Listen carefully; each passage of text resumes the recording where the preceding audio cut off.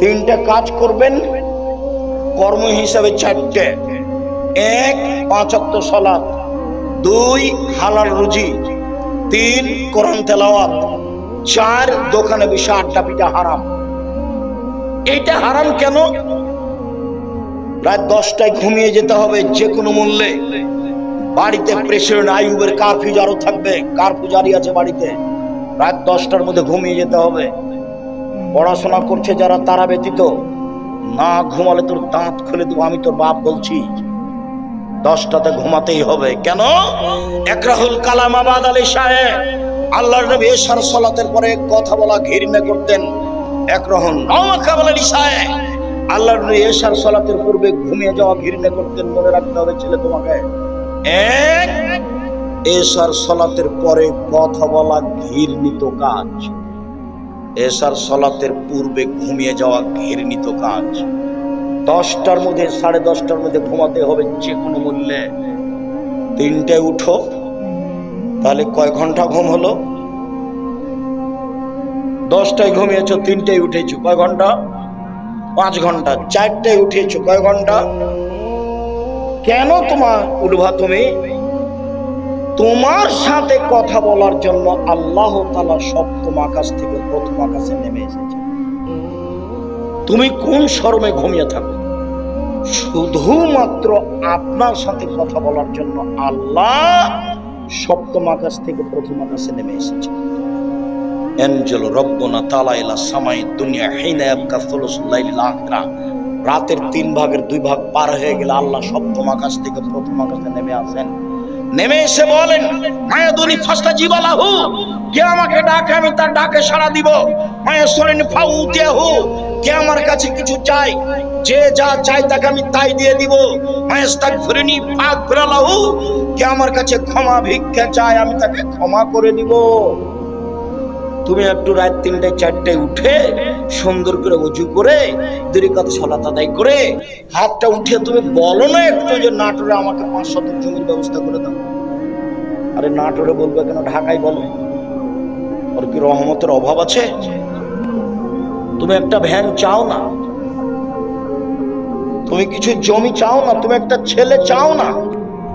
আল্লাহর নবী বলছেন যে সারা পৃথিবীর মানুষ একসাথে, হিন্দু মুসলমান বৌদ্ধ খ্রিস্টান সবাই যদি নিজ নিজ প্রয়োজন চায়, একসাথে চায়, যে যা চাচ্ছে আল্লাহ যদি তাকে তাই দিয়ে দেন, তো আল্লাহর কাছে যত আছে তত হতে কমবে না। একটা সুই সাগরে ডুবিয়ে উঠিয়ে দেখবেন কতটুকু পানি লেগে আছে।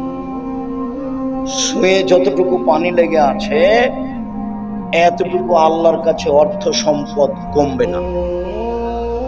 তো আপনার বলতে সমস্যা কোথায়? তারপরে হিসেবে আমি তো মোবাইলই বন্ধ করেছি রাত 2টায়,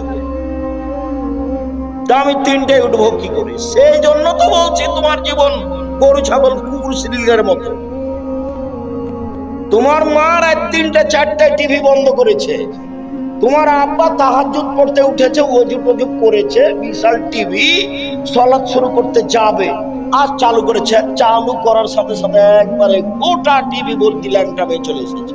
কোথায় তাহাজ্জুদ গেছে হারিয়ে। হযরতুন নবী শাহওয়াত আমি বলিনি, মুহাম্মদ সাল্লাল্লাহু আলাইহি ওয়াসাল্লাম বলছেন মনের ইচ্ছা দ্বারা জাহান্নাম ঘেরা আছে। হযরতুল জান্নাত বিল মাকারিহ, নিয়ম নীতি কষ্ট ক্লেশ দ্বারা জান্নাত ঘেরা আছে। জোর করে জান্নাত পাওয়া যায় না, জোর করে জাহান্নাম পাওয়া যায়। 3টে পথ সহজ। এক, সচ্ছল অসচ্ছল অবস্থায় দান করুন, জান্নাত হবে।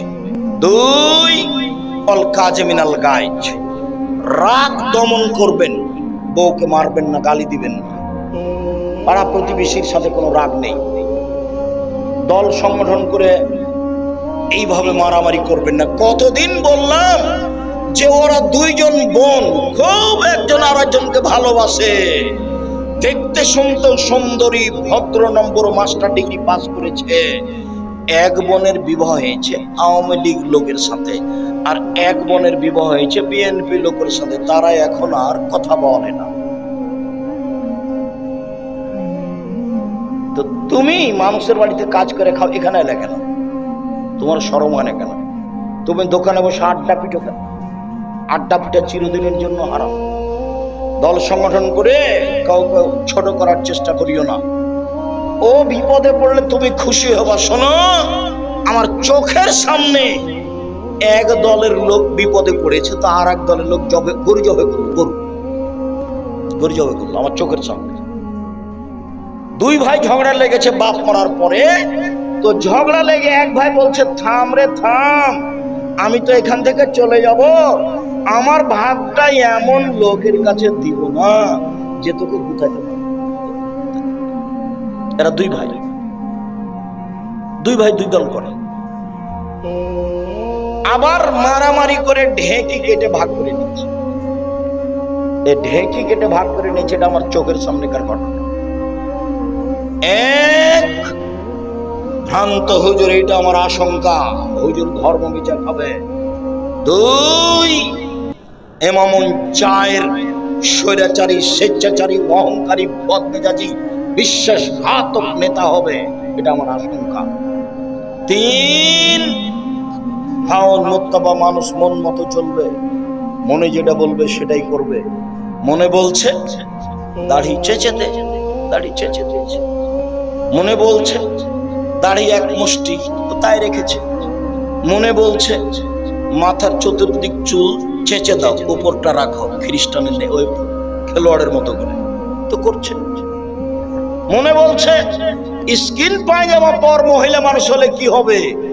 আবার বলছে যে মনে বলছে যে এমন পায়জামা পর আর একজন যেন ঢুকে যায়। তোমার বাপ দেখে না, এই ছেলে তোমার বাপ দেখে না, ওর বাপ নাই, ওই মেয়ের বাপ নাই। এই চলো দেখি, বাপের ক্ষমতা দেখিয়েছি তোমাকে।